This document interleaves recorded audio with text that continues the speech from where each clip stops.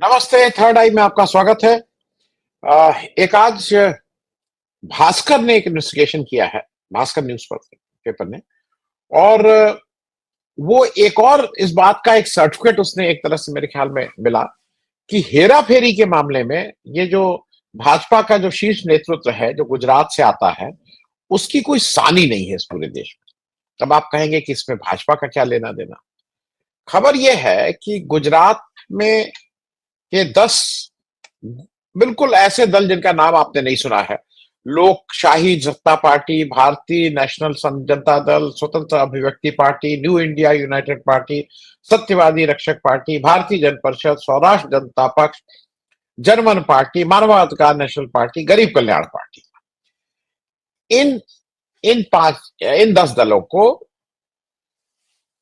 5 साल में 2019-20 मतलब फाइनेंशियल ईयर 19-20, 19 अप्रैल 2019 से लेके 2023-24 मार्च 2024 के बीच में इन 5 सालों में इनको जो चंदा मिला है, उसको यहां की लैंग्वेज में दान दाता ये बोला, लेकिन जो चंदा मिला है ये इलेक्टोरल बॉन्ड नहीं है, ये ध्यान रखिएगा। जो चंदा मिला है वो 4,300 करोड़ रुपए का चंदा मिला है। ये एक अजीब सी फिगर है। अब मैं बहुत श्योर नहीं हूं कि इलेक्टोरल बॉन्ड के, लेकिन मेरे हिसाब से इसमें इलेक्टोरल बॉन्ड नहीं है। हो भी सकता है, लेकिन मेरे हिसाब से इसमें इलेक्टोरल बॉन्ड नहीं है। एक और इंटरेस्टिंग बात उस भास्कर ने अपने इन्वेस्टिगेशन में की है कि इस दौरान गुजरात में 3 विधानसभा चुनाव हुए।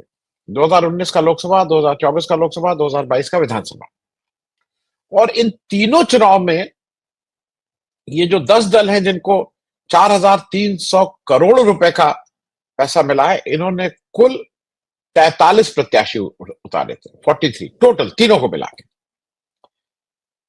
और इन प्रत्याशियों को इन तीनों चुनाव में इन 43 प्रत्याशियों को कुल मिला के 54,069 वोट मिले थे, 54,069।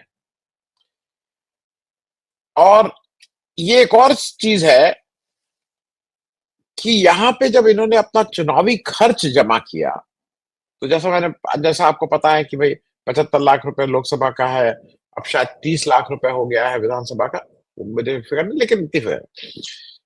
इन 43 प्रत्याशियों ने मिलके, इन सारे दलों ने मिलके इन तीनों चुनाव में जो चुनाव में खर्चा हुआ है इन प्रत्याशियों का, वो 39,02,000 रुपया मात्र हुआ है। जबकि जो ऑडिटेड रिपोर्ट जमा करनी होती है किसी भी पॉलिटिकल पार्टी को चुनाव आयोग में, उसमें बताया गया है कि इनका जो टोटल खर्च हुआ है 4,300 करोड़ में से ये 3,500 करोड़ खर्च कर दिए, 3,500 करोड़।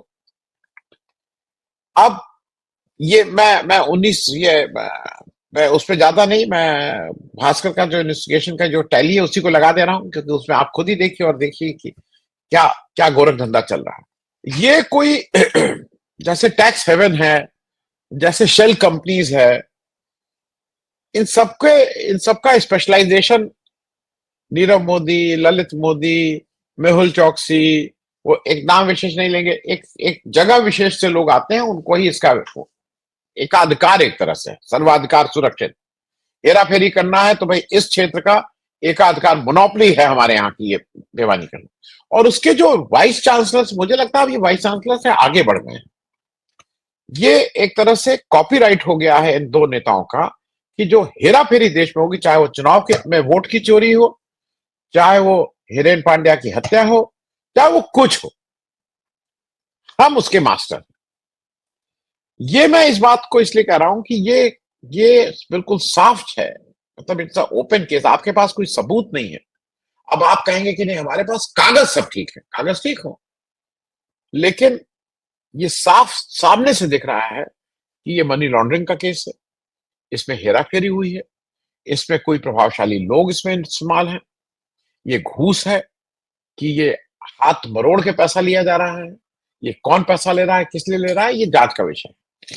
और ये इंटरेस्टिंग इसलिए है कि अगर आप इस तरह की बेईमानी करते हैं तो आज नहीं तो कल, जब भी ये हटेंगे लोग, ये बेईमानी खुलेगी कि इसको ये मतलब जिसको कहते हैं ना, उस दरवाजे तक ये पैर के चिन्ह जाएंगे कि ये कहां से बेईमानी और कैसे हुई। इसको कोई रोक नहीं सकता। एक लोकशाही सत्ता पार्टी है, उसको 1045 करोड़ मिल गया है। खैर, थोड़ा गूगल आप भी करिएगा और इसको करिएगा। लेकिन मैं आपको जब ये बात हुई तो मुझे दो तीन चीजें पुरानी याद आ गई। पहले तो एक आपको मैं मोदी जी का अभी हाल का भाषण सुना दूं, जहां मोदी जी ये बता रहे हैं कि उनको काला हो, धन सफेद हो, धन क्या हो, इससे उनको कोई मतलब नहीं। आप सुन लीजिए पहले, फिर मैं आगे चलता हूं। निर्भर भारत के अभियान को हम सब आगे बढ़ाएं, वोकल फॉर लोकल बने, स्वदेशी ये हमारा जीवन मंत्र बनना चाहिए दोस्तों। गर्व से स्वदेशी की तरफ चल पड़ो। और यहां जापान के द्वारा जो चीजें बन रही है ना, ये भी स्वदेशी है। मेरी स्वदेशी की व्याख्या बहुत सिंपल है। पैसा किसका लगता है उससे मुझे कोई लेना देना नहीं है। वो डॉलर है, पाउंड है, वो करेंसी काली है, गोरी है, मुझे कोई लेना देना नहीं है। लेकिन जो प्रोडक्शन है उसमें पसीना मेरे देशवासियों का होगा। अब आपने वो सुना, मोदी जी के लिए काला पीला नीला कोई माने नहीं रखता, पैसा पैसा होता है। ठीक है भाई, मैं एक दो चीजें इसलिए कर रहा हूं कि इस सबके जो सरताज हैं, जहां से हैं, उनके एक दो किस्से सुना दूं जिससे आपको याद है। मैंने एक किताब लिखी है, हे राम टू जय श्री राम। हे राम टू जय श्री राम के अंग्रेजी वाला जब है, उसके 306 पेज पे मैंने बताया था कि ये कैसे हुआ था, क्या हुआ था। नोटबंदी की बात कर रहे थे। नोटबंदी में आप ऐसा कोई व्यक्ति नहीं है इस देश का जिसने नोटबंदी की मार न झेली हो। नोटबंदी से हम सब त्रस्त थे। और नोटबंदी में एक व्यापार ये भी चल रहा था कि आप पुराने नोट लाओ, हम उसके बदले आपको कुछ पैसा काट के इतना दे देंगे। क्योंकि घर का स्त्री धन, महिलाओं ने बहुत कुछ अपने पास रख रखा था। हर एक घर में निकला था, मेरे घर में भी मेरी पत्नी ने, मेरी बेटी ने, मेरी बहन, इन सबके पास कुछ कुछ धन था। अब वो, क्योंकि आप अगर धन वहां करेंगे तो भाई वो आप कितना, बैंक में एक लिमिट बांध दी गई थी, 2,000 रुपए से ज्यादा नहीं, इत्यादि इत्यादि। वो बहुत समस्याएं हो रही थी, बैंक डिपॉजिट नहीं ले रहा था। तो ऐसे में दो तीन जगह पेट्रोल पंप एक बड़ा अड्डा था, जहां पे कुछ पैसा लेके वो आपसे, पेट्रोल पंप वाले लोग उसको चेंज कर रहे थे। अस्पताल बड़ा अड्डा था जहां चेंज कर रहे थे। और बिल्कुल चांदी हो गई थी। जो भी इसको इस समय जानता है उसको याद होगा, जैसे लॉटरी निकल आई थी उन बैंक वालों की, जहां पे कुछ लोग इसमें आपदा में अवसर ढूंढ रहे थे, जो पैसा कमा रहे थे। मैं सबको नहीं कहूंगा, लेकिन एक अच्छी संख्या बैंक में ऐसी थी जो इस समय इस धंधे में लग गई थी। पैसा को मतलब एक कमीशन, 100 रुपया दीजिए, हम आपको 80 रुपया देंगे नए नोट में, ये पुराने नोट दे जाइए। ये चल रहा था। और सिर्फ आपकी जानकारी के लिए बता दूं कि इस देश में जब ये 8 नवंबर की रात में मोदी जी ने इसमें नोटबंदी की, तो 15 नवंबर आते आते सरकार ने, उस समय ऐसी हालत नहीं थी। अभी तो नया नया शुरू हुआ था, तो कुछ लोग अपनी बात कह भी देते थे। ये लगा सरकार में कि ये जो खास करके कोऑपरेटिव बैंक हैं, वो हद दर्जे की बेईमानी कर रहे हैं। और फिर 15 नवंबर को सरकार की तरफ से एम्बार्गो आ गया कि डिस्ट्रिक्ट कोऑपरेटिव बैंक के डिपॉजिट नहीं ले सकते, वो नई डिपॉजिट लेंगे। लेकिन इसमें इस 7-8 दिन में क्या हुआ, ये मैंने पूरा वो लिखा, अगर कोई इस किताब को लेके पढ़ेगा तो उसको होगा। रिकॉर्ड के लिए बता दें कि इस देश में 370 डिस्ट्रिक्ट कोऑपरेटिव बैंक में कुल 22,271 करोड़ रुपया डिपॉजिट हुआ था। उसमें, क्योंकि ये माना गया था कि उसमें बहुत हेराफेरी हुई है, उसमें बहुत लोगों का पैसा लेके, उसमें कमीशन काट के मनी, मतलब पैसा घुमाया गया है। और अगर एक एवरेज ले लें कि 370 डिस्ट्रिक्ट कोऑपरेटिव बैंक 22,271 टोटल, तो करीब 60 करोड़ पर बैंक आता है। ये भी एक ध्यान रखिएगा, 60 करोड़ पर बैंक आता है, लेकिन दो बैंक की मैं सिर्फ हवाला दूंगा क्योंकि उससे आपको समझ में आ जाएगा कि जो इसके वाइस चांसलर साहब या वाइस चांसलर साहब या जो इसके सबसे पुराने जानकार और महारत हासिल है जिनको इसके बारे में, अहमदाबाद डिस्ट्रिक्ट कोऑपरेटिव बैंक जो था, एडीसीबी, उसमें अमित शाह साहब उसके डायरेक्टर रहे थे कई साल, और उसके चेयरमैन भी 2000 में रहे थे। मतलब वहां उनका दबदबा था, वो एक तरह से उनका बैंक था। और एडीसीबी जो बैंक था वो इस देश का टॉप डिस्ट्रिक्ट कोऑपरेटिव बैंक बन गया, जिसने डिमोनेटाइजेशन करेंसी जो डिपॉजिट उनके यहां हुई 745 करोड़ 59 लाख रुपया एवरेज हो रही है। एवरेज कहीं पे भी हो रही है 60 करोड़, इनके बैंक में हुई 745 करोड़ 59 लाख रुपए। इसमें कोई आप गैरकानूनी कुछ नहीं है, लेकिन ये कैसे डिपॉजिट हो रहा था, इसमें क्या व्हाइट वॉशिंग हो रही थी, कौन सी व्हाइट वॉशिंग मशीन लगाई गई थी, ये जग जाहिर। अब इसको मैं इसलिए कह रहा हूं कि ये कहां से होता है, ये याद दिलाने की बात है। मैं एक चीज और याद दिलाऊंगा, क्योंकि अ, सारी चीजें वहीं जाके होती हैं, अब फिर आप निर्दोष पाए जाते हैं, इसमें कोई दो राय नहीं, कोई प्रूव नहीं कर पाता है, लेकिन चीजें तो होती हैं। अब मैं जरा आपको एक और फिर से याद दिला दूं, जो अमित शाह साहब के बेटे हैं जय शाह साहब, जो इस समय इंटरनेशनल क्रिकेट एसोसिएशन है किसके किसके प्रेसिडेंट हैं, चेयरमैन हैं, बेहतरीन क्रिकेट खेलते हैं, बहुत ही अच्छी बॉलिंग करते हैं, बहुत ही अच्छा बैटिंग करते हैं, फील्डिंग तो इतनी गजब की करते हैं कि उधर से कोई रन निकल ही नहीं सकता अगर वो उधर से हो। एक एक रन नहीं, एक हवा नहीं जा सकती अगर वो वहां खड़े हो जाए। अंग्रेजी बहुत फर्राटेदार बोलते हैं, मतलब अंग्रेजी तो आप सुन लीजिए तो शर्म आ जाए कि आप लोग अंग्रेजी स्कूल के पढ़ने वाले को लगे कि भाई इनसे क्यों नहीं पढ़ लिया। इज फिट टू, वो अंग्रेजी के बहुत अच्छे जानकार। जय शाह साहब के का एक है कि उनकी एक कंपनी थी टेम्पल एंटरप्राइजेस प्राइवेट लिमिटेड, ये 2004 में इनकॉर्पोरेट हुई थी। फिर इसमें ना के बराबर कोई एक्टिविटी नहीं होती थी। मैं ये बात इसलिए रिलेट कर रहा हूं कि सारी चीजें एक जगह कर रही हैं कि किस तरह से 4,300 करोड़ ले आओ, आप कागज पे बिल्कुल साफ हो, कोई पकड़ नहीं सकता है, उसी तरह का ये भी है। ये कोई 2004 में इनकॉर्पोरेट कोई खास एक्टिविटी नहीं की। 2012-13 में इन्होंने अपना लॉस दिखाया 6,230 रुपए, इस कंपनी में लॉस हुआ। 2013-14 में इसमें इन्होंने लॉस दिखाया 1,724 रुपए, 1,000। 2024 में एक बहुत इंपॉर्टेंट चीज हुआ, देश आजाद हुआ, और देश आजाद होते ही 2014-15 में इनका जो रेवेन्यू था वो जानते हैं कितना हो गया? 50,000 रुपया रेवेन्यू हो गया। और प्रॉफिट, जिस कंपनी में उससे एक साल पहले घाटा हुआ था 1,724 का, उसका 50,000 रुपए के रेवेन्यू पे 18,728 रुपए का फायदा हुआ। क्या गजब की चीज है। इसीलिए आईसीआईसीआई इतना बढ़िया चला रहे हैं, बीसीसीआई इतना बढ़िया चला है, मतलब करीब करीब 37% का प्रॉफिट, गजब बात थी। लेकिन यहां पे नहीं, अभी और आगे चलिए। 2015-16 अगले साल कंपनी का टर्नओवर, जो जिसका रेवेन्यू 50,000 मात्र था 2014-15 में, अपनी कुर्सी के वो हैंडल पकड़ लीजिए, पेटी बांध लीजिए, क्योंकि आप गिर सकते हैं।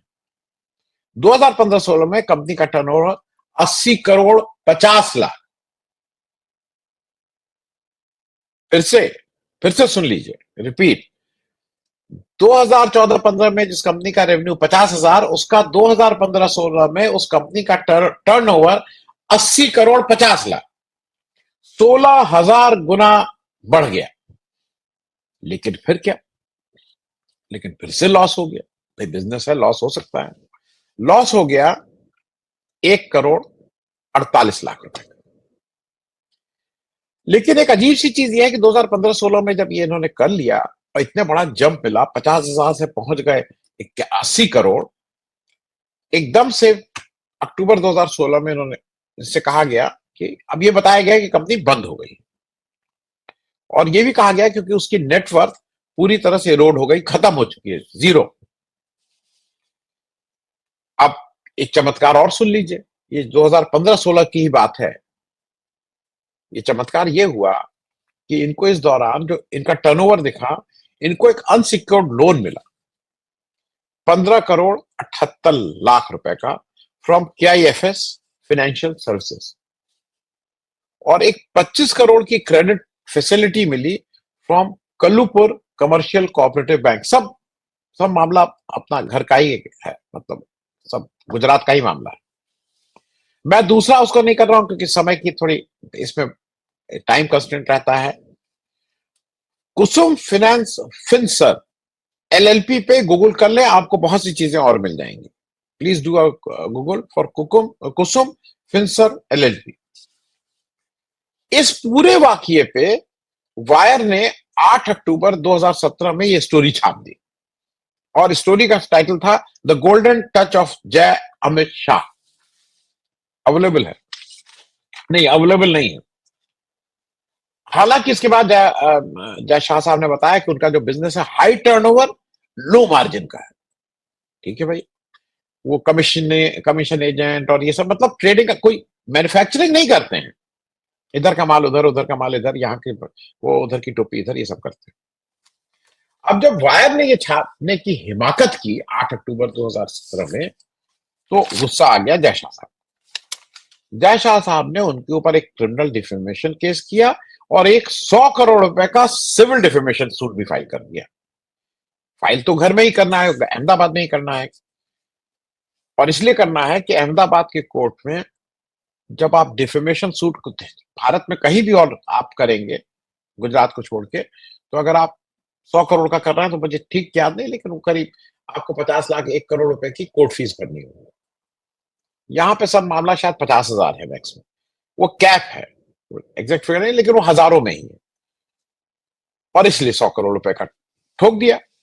इस बात को अगर आपको याद हो तो अनिल अंबानी वहां से एक समय बहुत करते थे। अनिल अंबानी यही, मतलब जब भारत आजाद हुआ था उसके बाद की मैं बात कर रहा हूं, जब भारत आजाद हो गया 2014 के बाद, और जब अनिल अंबानी जी रफाल रफाल उड़ाने लगे, उस दौरान अनिल अंबानी जी के ऊपर होता था खट से, इन्होंने करीब 8 या 13 जो न्यूज वाले थे, संस्थाएं थी, उसमें इन्होंने इस तरह के डिफेमेशन सिविल सूट फाइल किए हुए, कहीं 50 करोड़ 100 करोड़ 200 करोड़ इस तरह के। एक उस समय करते थे क्योंकि वही पैसा दो, और अब होता क्या है कि भाई पत्र कहीं पे भी जो संस्था है इस तरह की है, 200 करोड़ का वो आ गया तो वकील साहब ही इतना पैसा ले लेंगे, तो उनसे जो जो रिपोर्टर ये करता रहता है उसी से हाथ जोड़ा जाता है कि यार तुम छोड़ दो, कैसे चलेगा, वो छोड़ छाड़ करके चला जाता है। लेकिन अभी पता लगा कि अनिल अंबानी जो सबकी इज्जत उतारने में 100 करोड़ 200 करोड़ 500 करोड़ करते थे, वो तो फ्रॉड निकले। इस देश के 3 बैंक कह रहे हैं, SBI कह रहा है, बैंक ऑफ इंडिया, ये फ्रॉड है, FRAUD, इज अ फ्रॉड, और ये सबकी इज्जत उतारते थे, मालूम नहीं। अब ये जो दोनों डिफेमेशन सूट फाइल किए थे जय शाह साहब ने, ये अहमदाबाद की कोर्ट में, कोई लोअर कोर्ट उसमें चल रहे थे, फिर हाई कोर्ट पहुंचे, फिर सुप्रीम कोर्ट पहुंचे, फिर वो एक अलग है, उस पर भी किसी और दिन अभी अंतिम जानकारी नहीं मिली कि फाइनली हुआ क्या, वापस लिया गया, कोर्ट में लड़ेंगे, ये सब होने लगा। लेकिन इसमें इंपॉर्टेंट बात यह है कि इसमें रेगुलर वकीलों के अलावा भारत के सॉलिसिटर जनरल तुषार मेहता साहब जय शाह के वकील होकर यहां इस मुकदमे को लड़े। इसके लिए उन्होंने स्पेशल परमिशन भारत के लॉ मंत्री से ली, भारत के कानून मंत्री से ली कि साहब मैं, घर का मामला है ना, घर में तो घर वाला नहीं जाएगा तो क्या जाएगा, तो अगर जरूरत पड़ती है सॉलिसिटर जनरल की कुर्सी ही छोड़ देते, ऐसी कौन सी बात है, घर का मामला है। एक चीज और करके मैं इसको खत्म करूंगा, जो टेम्पल एंटरप्राइजेस प्राइवेट लिमिटेड है उसका मैं लगा दे रहा हूं आपको स्क्रीनशॉट। ज़ौबा नाम की एक, ज़ौबा या SZAUBA बोलते हैं, वो एक साइट है जो देश की जो कंपनीज हैं उनके बारे में बता देती है, बेसिक डिटेल। आपको ज्यादा लेना हो तो फिर आपको सब्सक्राइब करना पड़ता है, लेकिन बेसिक, कौन डायरेक्टर है, कितनी अथराइज कैपिटल है, कितनी फिर, वो मैं लगा दिया हूं। ये जो इनकी कंपनी थी जिसने इस धुआंधार ढंग से इन्होंने बैटिंग की थी और इतना पैसा कमाया था, मैं बात कर रहा हूं टेम्पल एंटरप्राइजेस की, उसकी authorise share capital 10 lakh, paid up capital 2,25,000, जो लेटेस्ट वाला है जो कल, इसकी लास्ट एजीएम हुई थी 30 दिसंबर 2019 को। इसकी करंट स्टेटस है स्ट्राइक ऑफ। स्ट्राइक ऑफ मतलब ये कंपनी है नहीं। और इस पे इंटरेस्टिंग एक चीज और बता दूं, क्योंकि वो भी जानना जरूरी। इनके जो इसके इस पे पार्टनर दिखा, मतलब 2 डायरेक्टर होते हैं, तो दूसरे डायरेक्टर साहब हैं, उनका नाम है जितेंद्र जयंतीलाल शाह। इसकी भी मैं स्क्रीनशॉट लगा दे रहा हूं। जितेंद्र जयंतीलाल शाह जो इनके डायरेक्टर थे उस टेम्पल एंटरप्राइजेस में, वो 28 कंपनी में उनका कुछ ना कुछ एसोसिएशन रहा है। उसमें से 17 कंपनी करंट है, 11 कंपनी पास्ट में थी। तो धुआंधार खिलाड़ी हैं। अब उसमें अगर कोई टाइम मिला और उसपे कुछ वो किया तो उसमें से बहुत सी गुत्थियां निकल सकती हैं। और जय शाह साहब 11 कंपनीज में एसोसिएट रहे हैं, 8 कंपनी के अभी भी करंटली डायरेक्टर हैं, 3 पास में थे।